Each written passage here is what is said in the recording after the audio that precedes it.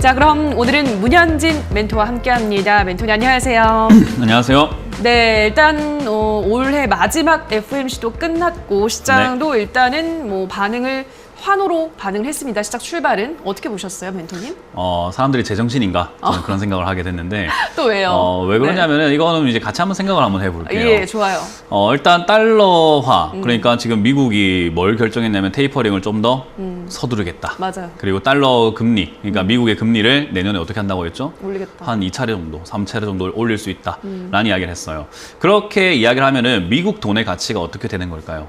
풀려있던 게 줄어들기 시작을 하고. 그죠. 그리고 금리까지 올려주면은 사람들이 미국에 돈을 맡겨놓으면 이자를 많이 받으니까. 올라가죠. 그리고 미국 경제 지금 전 세계에서 가장 막강하다라고 보고 있고. 그리고 미국 경제 생각 한번 해보면 지금 달러 풀어놨던 거 어떻게 했죠? 백신으로 회수가 엄청나게 많이 되고 있거든요.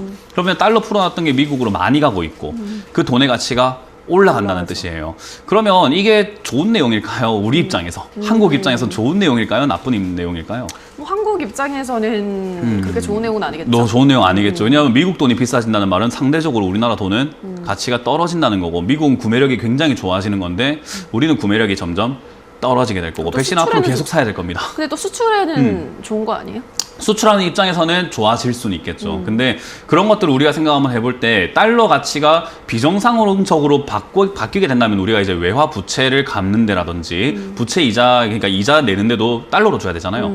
그런 것들이 점점 힘들어지게 돼요. 근데 지금 외화 부채가 이번 올해에 굉장히 많이 발행이 되었었어요. 근데 우리가 달러로 갚는다. 1달러 갚을 때 1,000원 내는 거랑 그렇죠. 1달러 갚을 때 1,200원, 1,300원, 1,400원 내는 거랑은 조금 다를 거예요. 그래서 수출이 좋아도 점점 부채 부담이 될 수밖에 없는 상황이 된 거죠. 그러면 국가적 경쟁력으로 봤을 때 외국인 우리가 투자자라고 생각 한번 해봅시다. 네. 한국에 투자하고 싶을까요? 미국에 투자하고 싶을까요? 미국에 가겠죠. 그럼 비중이 어떻게 될까요? 줄어들겠죠, 더. 당연히 줄어들 거 아닙니까? 그러면은 우리나라에 투자할 이유가 없어요. 점점 없어지게 되는 거예요. 그러면 미국의 돈이 가치가 올라간다고 하니까 우리나라는 어떻게 해야 될까요? 미국으로 돈이 가지 않도록 막아야죠. 가파르게 돈을 금리를 올려줘야 돼요. 한국에 놔두시면은 우리가 안 팔게 놔두시면 우리가 금리 더 줄게요 하는 거예요. 그러면 올리잖아요. 지금 우리나라가 금리를 계속 빨리빨리 올려야 되는 상황이 돼버린 거죠. 왜냐하면 지금까지는 2차례, 3차례 이야기가 없었던 상황에서 금리를 먼저 올렸는데 이제 그 이야기 나왔으니까 지금 이야기 나왔던 것보다 우리나라는 더 빨리 올려야 되는 상황이에요. 더 빨라질 수 있다. 그렇죠. 근데 그런 상황이 되면 우리나라는 지금 가장 큰 문제가 뭐냐면 부채 상승률이 전 세계에서 굉장히 빠른 편에 속하고 거기다가 지금 부채, 가계부채라든지 부동산 때문에 샀던 부채들 그런 것들 이자가 지금 변동금리가 지금 5%가 넘어가기 시작을 했거든요. 그럼 어떻게 됩니까? 힘들어집니다. 그러면 지금 주식을 팔기가 제일 좋아지죠. 왜냐하면 부동산은 팔기가 굉장히 어렵잖아요. 그렇죠. 우리가 주거 계획도 있을 것이고 장기 계획을 짜야 된다는 건데 주식은 어때요? 빨리 그냥 현금성이 좋으니까 빨리 팔아버리게 되는 거죠. 이자 내기 부담스러워지는 사람들이 투자, 울며 겨자 먹기로 팔아내는 그런 과정들이 나올 수가 있게 된 거예요. 그러면 미국의 불확실성이 해소가 됐다고 해서 지금 우리나라에게 좋은 내용으로 해소가 된 건가?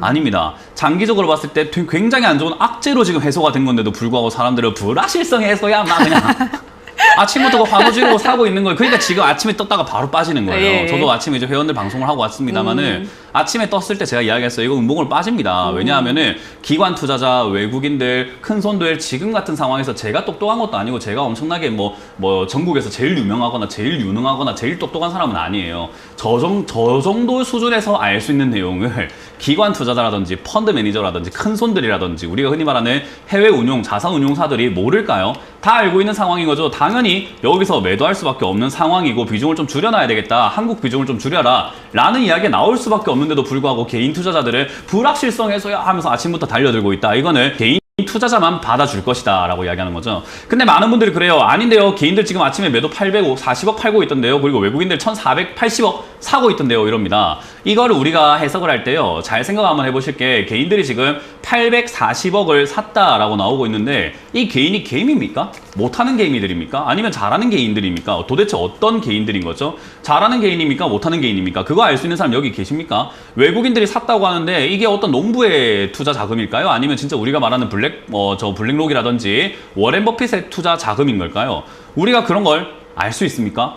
그런 거 알 수가 없다라는 거예요. 그 말을 개인 투자자가 팔았다. 그러니까 개미가 팔았다라고 생각하시면 안 된다라는 거예요. 근데 우리 언론에서부터 해서 뭐 증권사부터 해서 개인 수급은 무조건 개미다. 무조건 개인은 못한다라고만 생각하시는데 그럼 큰 손들은 뭐가 되나요? 그리고 차명 계좌를 운영하고 있는 세력들은 뭐가 되나요? 그들이 팔면은 매도한 것이 개미의 돈인가요? 그건 아니라는 거죠. 근데 우리가 수급을 너무 단순하게 그렇게 일반화시켜가지고 외우고 계시는 분들이 있는데 수급에서 가장 중요한 포인트는 외국인과 기관은 시세, 흐름을 만들 수 있다라는 그 단합력이 좋다라는 거 빼고는 우리가 그 외에는요 굉장히 냉철하게 바라봐야 됩니다. 외국인도 개인도 지금 오늘 굉장히 많이 사고 있고요. 반대로 또 많이 팔고 있어요. 그 합을 해보니까 840억 정도를 팔고 있더라라는 거고 누가 사고 있고 누가 팔고 있는지는 정확하게 통계적으로 나오질 않습니다. 그 말은 우리는 항상 심리적으로 추측을 해봐야 된다는 거죠. 지금 우리나라에는요 굉장히 발등에 불똥 떨어졌어요. 외국, 그러니까 미국 입장에선 좋을지 모르겠는데 우리나라 입장에선 굉장히 악재가 터진다라는 거죠. 이 악재가 불확실성 해소란 이유 때문에 지금 긍정적으로 바라봐야 되는 것인가? 아니라는 거예요. 지금 우리나라 달러 통화 스와프도 지금 작년 3월에 시작을 했습니다. 600억 달러 규모의 달러 스와프 체결을 했었는데 스와프가 뭐냐? 야, 너희 달러 부족하면 그냥 마이너스 통장으로 600억 달러, 그러니까 약 한 70조 정도를 그냥 쓰게 해줄게 라고 했는데 이번 달로 종료가 됩니다. 그럼 이제 달러가 귀해지는 과정에서 앞으로 귀해질 상황에서 지금 상황은 어떻게 된 거죠? 우리나라 달러가 외환 보유액 많다고 지금 안심할 상황일까요? 부채가 굉장히 많이 증가됐는데요. 그런 걸 본다면 지금 한국은요, 약간 이걸 해결하지 못하면 하락, 그러니까 경제가 전반적으로 다 무너질 상황에 놓여진 거예요. 그러면 이런 상황에서 우리가 어떻게 해야 되는가? 금리를 가파르게 올릴 수밖에 없습니다. 금리가 올라가는 게 문제일까요? 아닙니다. 가파르게 오른다라는 게 문제인 거죠. 그렇게 올라가게 되면 지금 부채로 겨우겨우 버텨왔던 좀비 기업, 지금 우리 뭐 제주도만 하더라도 지금 41%의 좀비 기업이 있다고 합니다. 이자도 내지를 못하고 있는데 국가가 돈을 빌려줘서 겨우겨우 참아봐봐, 아, 부도 내지 마봐봐 하면서 겨우겨우 미루고 있는데 내년은 어떻게 될까요? 지금 코스닥 상장사 중에서도 약 한 30% 이상이 좀비 기업이에요. 그 좀비 기업의 주가가 가치가 있는 기업들의 주가보다 훨씬 더 많이 올라가 있습니다. 이걸 거품이 아니라고 할 수 있다고요? 저는 그거는 뭘 생각을 하고 뭘 보고 있고 뭘 분석을 한 건지 알 수가 없습니다. 그냥 단순히 지수가 올라왔으니까 좋아야 된다? 그런 게 어디 있습니까? 지수가 올라온다고 지금 돈을 버나요? 아닙니다. 진짜 좋은 시장은 누구나 돈을 벌 수 있는 시장인 거예요. 근데 지금은요, 양봉 하나 띡 떴다고, 오늘 0.2% 띡 올라왔다고, 그거 올라왔으니까 만세, 좋아. 아이고, 그건 아닌 것 같습니다. 지금 상황은 저는 굉장히 안 좋다고 생각을 하고 있고요. 우리나라 입장에서는 굉장히 악재가 터진 게 맞고, 그걸 이제 금융통화위원회에서 또 한국 정부에서 그리고 우리 은행권이라든가 금융권에서 어떤 식으로 해결할 것인가를 잘 보면서 투자를 해야 되는 상황인 거죠. 지금 문제는 던져졌습니다. 이 문제를 어떻게 해결할 것인가를 보고 방향을 정해도 늦지 않은데 사람들은 문제가 던져졌는데 야, 어차피 올 문제 아니었냐? 불확실성이 해소가 됐어. 악재? 야, 악재라도 일단 해소가 된 거니까 올라가야 되는 거 아니야? 라고만 보고 있는 거예요. 저는 지금 굉장히 아침부터 이거는 제 정신이 아닌 것 같다. 지금 시장이 조금 정신을 조금 차려야 된다는 생각을 하고 있습니다. 그래서 저는 여기서 방향성 위쪽이 아니다라고 생각합니다. 외국인들은 지금 계속 단타만 치고 있어요. 단기적인 수급으로 들어와 놓고 다음날 팔아버리고 하는 형태로 단기적으로 매매를 계속해 나가고 있는 과정 속에서 우리는 시세 노름을 당하고 있다. 시세를 보니까 지수가 좀 올라오는 것 같으니까 상승 베팅해야 돼. 지금 저가 매수의 기회라고 생각하시는데 저가 매수의 기회는요, 차트 모양도 이렇지 않습니다. 상승하고 횡보하는 모습이 아니라 내려오게 되어 있고요. 저가 매수의 기회는 진짜 누가 보더라도 이렇게 내려와 있는 상태가 되는 거예요. 지금 뭐 얼마나 내려왔다고, 얼마나 많이 빠졌다고 저가 매수의 기회를 논할 차례입니까? 아닙니다. 하락세가 진행되는 동안에 우리가 올라갈 수 있는 가치 있는 기업을 잡아놓는 게 중요한 거지,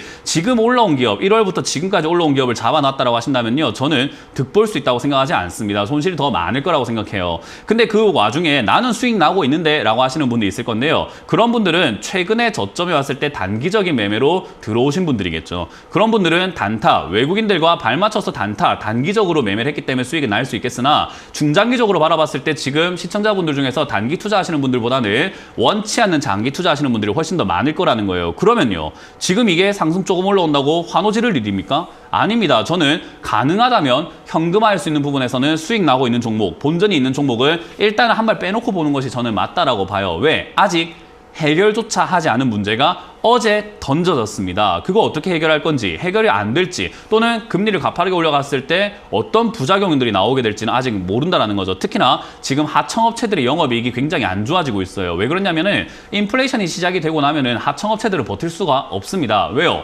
물건은 납품을 해야 되거든요. 왜냐하면 대기업들과의 관계 때문이죠. 이 관계 어떻게 잡은 건데 그거를 아우 인플레이션 때문에 물건 가격 올려야 되겠어요. 이거 안 됩니다. 경쟁이 굉장히 치열하기 때문에 너희가 물건 가격 올려? 그럼 나는 B 업체 쓸 거야. B 업체도 올린다고 C 업체 쓰면 돼. 라고 대기업들은 그렇게 넘어갈 수 있지만 이 A 기업과 B 기업은요. 가격 올린다 말을 할 수가 없습니다. 그러니까 인플레이션의 피해를 고스란히 다 떠안을 수밖에 없는 거죠. 그거를 울면서 버텨보고 있는데 그 인플레이션의 공포, 지금 당장 내년까지 지속이 된다면 지금까지 버텨왔는데 더 이상 돈 안 빌려주면 어떻게 되죠? 금리가 올라가면 어떻게 되죠? 버틸 수가 있을까요? 저는 그런 기반 경제라고 하죠. 우리가 대기업들은 지금 영업이익이 증가하는 게 맞아요. 왜? 인플레이션 영향을 별로 받지 않기 때문이죠. 근데 우리가 하청업체라든가 중소기업들이 지금 코스피, 코스닥에 굉장히 많이 상장되어 있다는 것을 여러분들이 좀 유념하신다면은 상황 절대 좋은 거 아닙니다. 그래서 저는 지금 당장 여러분들께 간곡히 말씀을 드리는데 현금화할 수 있다면 반드시 해내시기를 추천드려보도록 하겠습니다. 네, 인플레이션 시기에 가격 상승, 원가 상승을 전가하지 못하는 기업들, 또 내년에는 그러한 또 뇌관이 더 터질 수가 있기 때문에 조심하는 게 좋겠다라는 점, 현금화를 다시 한번 강조를 해드렸습니다. 이 점 참고하시면서 앞으로 좀 현명하게 대응을 하시기 바라고요. 자, 그럼 지금부터는 시청자분들이 안고 있는 종목에 대한 고민을 해결해 보도록 하겠습니다. 첫 번째 댓글은 아름님께서 올려주셨는데요. 비트컴퓨터 9,500원에 10% 기다림 끝에 수익권입니다. 좀 더 가져가도 될까요? 라고 하셨는데요. 지금 뭐 워낙 이 코로나 사태가 심각하다 보니까 원격 진료 관련주들 또 힘이 강합니다. 조금 더 가져가 볼까요? 네, 좀 더 갈 것 같은 느낌이기도 하죠. 그래서 지금 추세상으로도 약간 상단부까지 올라와 있어요. 이렇게 내려가고 있는 고점을 딱 보시게 되면은 항상 맞고 떨어졌던 자리에 고점까지 와 있어요. 이런 자리에서는 뚫으면 더 갑니다. 이런 걸 우리가 돌파라고 불러요. 뭐 이런 거는 차트를 좀 공부하시는 분들이라면 다 합니다. 돌파 자리를요. 그래서 돌파를 하게 되면은 14만 원 이 정도까지는 올라갈 수 있고요. 14만 원 자리, 13만 원 자리가 그 13,000원, 14,000원 자리가 다시 한 번 더 지난 전고 돌파가 일어난 자리예요. 그래서 여기를 뚫고 나면은 13,000원이 또 장애물이 있다. 저기를 뚫으면은 신고가 영역으로 들어가는 거지만 그걸 안 뚫으면은 매도 포인트가 됩니다. 그래서 지금 자리에서 뚫으면 더 가져가고 뚫지 않으면 더 가져가지 않아야 되는 자리라고 보시면 되고요. 지금 현 상태에서는 뭐 내용상으로도 이슈상으로도 뚫을 가능성이 전 높다고 봅니다. 그래서 일단은 보유해보자. 13,000원 이상까지는 한번 보유해보자는 전략을 드리고요. 만약에 밀린다면 이런 자리는 익절가를 정해놓고 대응하는 것이 맞아요. 큰 수익은 아니겠지만 어쨌든 11,000원 정도가 밀리게 되면 저는 비중을 줄이시거나 조금 매도하시는 것이 좋겠다는 전략을 드려보도록 하겠습니다. 네, 다음 댓글은 슈퍼마리오님께서 포스코 엠텍 9,100원에 20% 회사 믿고 홀딩했는데 매수가 근처 왔다가 다시 떨어지니 홀딩이 답인지 헷갈리네요 라고 하셨는데요. 오늘 뭐 요거 그 아르헨티나 염호 개발 관련해서 이거는 늘 이슈가 되는 것 같은데요, 멘토님. 옛날에도 이슈가 되지 않았나요? 네, 뭐 예전에 리튬 호수라든지 그죠. 뭐 이런 것들 지금 많이 해먹고 있는 것 같은데 네. 잊을만 하면 나오네요. 약간 아마 그 이제 우리 옛날에 저희 어머니께서 뭐 어디 좀 이렇게 요리하기 싫으시거나 귀찮으시거나 하면은 그 사골 그 뼈들 네. 갖고 와가지고 가마솥에다가 끓여놓고 진짜 막 한 먹는. 2주 내도록 먹은 것 같거든요. 네. 뼈가 구멍이 뻥뻥뻥뻥 뚫릴 때까지요. 네. 근데 마지막에 뚫리면은 뽀얗지도 않아요. 네. 네, 그냥 맹물이 나옵니다. 네. 지금 맹물 나올 때 됐어요. 포스코 엠텍 너무 많이 우려 먹었다라는 거예요.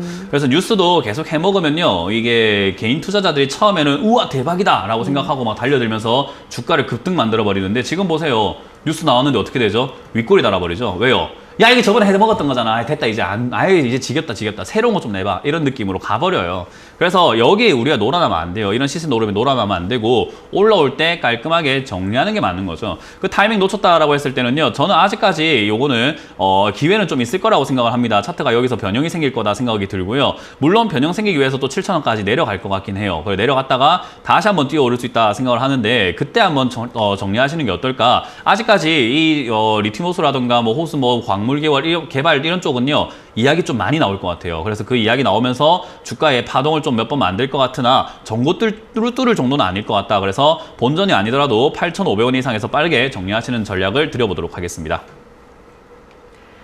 네, 그럼 다음 댓글을 볼게요. 이번에는 얼주가님께서 올려주셨습니다. YIK 6,160원에 10%더 사서 끌고 가도 되는지 진단 좀 부탁합니다. 라고 하셨는데요. 지금 더 사는 거는 반대하실 것 같아요? 정확하게 아시네요. 네. 이제는 뭐 거의 전문가 수준이신 것 같아요. 네. 왜 더 사면 안 되는가는 간단해요. 우리가 차트를요, 100% 맹신할 수는 없지만 흐름이라는 게 있고 규칙이라는 게 있고 어떤 통계라는 게 있는 거잖아요. 그렇죠. 경험인 거고. 그러면 얘는 올라올 때 8,400원까지 올라왔었고요. 그리고 떨어지면은 2,000원 정도까지 떨어졌었고요. 다시 올라올 때 7,500원 정도까지 올라왔으니 이번에는 2,500원까지 또 떨어지는 일만 남았다라고 보는 게 맞아요. 그러면 아니 저기 2017년하고 2020년보다는 지금 영업이익이 좋잖아요. 맞습니다. 그런데 2017년하고 2018년 이렇게 보시면요. 2016년 99억, 2017년에 194억이었어요. 2017년이 고점입니다. 근데 2018년은요. 329억에 약 두 배에 해당되는 돈을 벌었음에도 불구하고 주가는 반토막 이상이 나고 있는 자리죠. 왜요? 주가가 단기에 급등해버리면 그런 일이 발생이 된다 했죠. 마찬가지입니다. 지금 현재 상태는요. 주가가 적자에서 흑자, 선방했다. 반도체 관련주들 앞으로 선방할 것 같지 않느냐. 반도체가 앞으로 필요할 것 같다. 반도체 웨이퍼 필요하다. 이런 이야기 나오다 보니까 단기간에 또다시 이만큼 올라와 버린 건데 결국은 어떻죠? 과하게 떨어질 수밖에 없습니다. 그러니까 제가 올라온 종목 제발 좀 사지 마세요라고 이야기하는 거고 올라왔다가 조금 떨어진다고 추가 매수 좀 하지 마세요라고 하는 거예요. 근데 많은 분들이 아직까지도 이러고 있는 거죠. 하면 안 돼요. 지금 당장에는 오히려 여기서 자리를 잡고 반등 나와줄 때 탈출하고 나오는 게 급선무인 거지. 저는 뭐 밑으로 더 떨어질 가능성이 저는 흐름상 높다고 봅니다. 그래서 6,100원 정도 이렇게 올라올 때 저는 매도가 맞다 생각이 들기 때문에 본전 정리 의견을 드리도록 하고 추가 매수는 절대 안 된다라는 전략을 드려보도록 하겠습니다. 네, 저희 이렇게 실시간으로 여러분의 고민 해결 도와드리고 있습니다만 저희가 방송에서 전해드리는 내용은 투자 판단에 대한 조언일 뿐이라는 점 유의해 주시고요. 펄님께서 대상 25,000원에 25%, 팔고 갈아타기엔 늦은 것 같은데 기다리면 제 차례도 올까요? 라고 하셨는데요. 대상, 뭐 늘 좋다고 이제 말씀하시는 종목인데 어떻게 보세요? 뭐 상담할 이유가 있습니까? 예. 아니 사람들은요 주가가 떨어지면 안 좋다고 생각을 해요. 좋은 기업이 주가가 떨어지는 게 왜 나쁜 거죠? 저는 그걸 이해할 수가 없습니다. 그러니까 사고 나면 주가가 올라가야 된다 생각을 하고 전문가가 추천하면 하자마자 바닥이고 그때부터는 올라가야 된다. 그게 전문가라고 생각하는데 네. 뭐 우리가 예언가입니까? 네. 그냥 주가는 전략을 짜서 내 자산을 어떻게 잘 불려갈까에 대한 내용을 생각을 해야 돼요. 그럼 대상이라는 기업이 내가 샀을 때 자산이 불어날 수 있는 기업인가 했을 때는 저는 믿어 의심치 않습니다. 올라갈 기업이고 실적은 이미 충분히 성장해주고 있고 내년은 식량난 이야기가 화두가 될 수밖에 없어요. 본격적인 인플레이션이기 때문이죠. 그러면은 지금 그런 걸 생각 한번 해볼 때 당장 안 올라간다고 해가지고 내가 갈아타고 팔아야 되고 그런 상황인가 했을 때 저는 진짜로 그렇게 생각하지 않습니다. 여기서 바닥을 좀 더 잡아준다면 오히려 더 사야 되는 거 아닌가라고 생각이 들고요. 비중을 크게 들고 가면 되기 때문에 23,000원짜리에서 자리를 한 2달 정도 잡으면 그때 추가 매수하자, 보유하자라는 의견 드려보도록 하겠습니다. 네, 알겠습니다. 자, 여기까지 오늘도 많은 분들의 상담 도와드렸습니다. 오늘도 꼼꼼한 상담 도와주신 멘토님과 먼저 인사를 나누도록 할게요. 멘토님 고맙습니다. 수고하셨습니다.